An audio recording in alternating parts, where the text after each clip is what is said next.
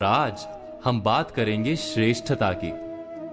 दोस्तों, श्रेष्ठता की भावना को समझने के लिए एक कहानी सुनते हैं। ठंड के मौसम में कुछ बंदर ठिठुर रहे थे। तभी उन्हें एक जुगनू मिला। जुगनू से रोशनी आ रही थी, जैसे वो कोई उड़ता हुआ अंगारा हो। बंदरों ने जुगनू को पकड़कर सूखी लकड़ियों पर रखा और सब मिलकर उसे फूंकने लगे।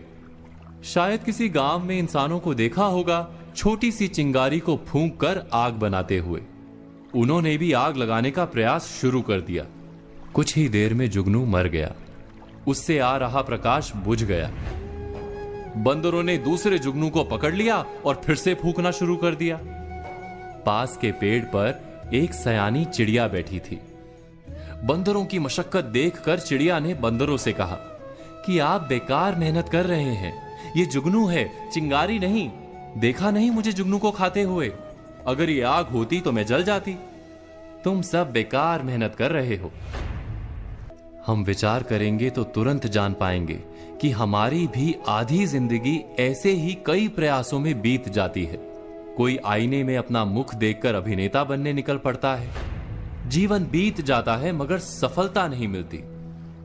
कोई व्यवसाय करने का स्वप्न लेकर जीता है, नौकरी नहीं करता और दरिद्र रह जाता है। कोई जुए में लाखों जीतने का स्वप्न लेकर चलता रहता है और जीवन नष्ट कर देता है। क्या हम सब आग की आशा में किसी ना किसी जुगनू को नहीं फूंक रहे?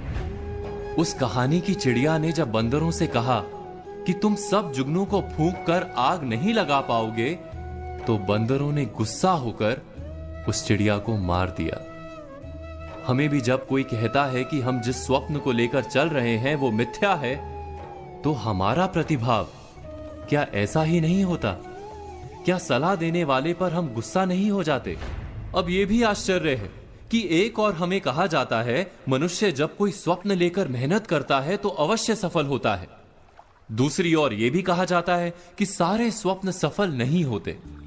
समय आने पर जुगनू और चिंगारी का भेद समझना आवश्यक है। इस दुविधा का उपाय क्या है?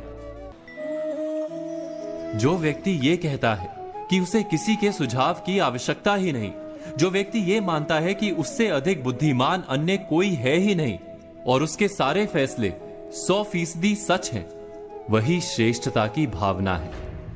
इससे बंधा मनुष्य क्या वास्तव में अपने आप को जान पाता है? क्या उसके भीतर सच्चा आत्मविश्वास जन्म ले सकता है? कहानी के बंदरों ने चिड़िया को मारते हुए यही कहा था कि हम इतने बड़े और विशाल हैं, इतने ताकतवर हैं, हमें तुम्हारी सलाह की कोई आवश्यकता ही नहीं।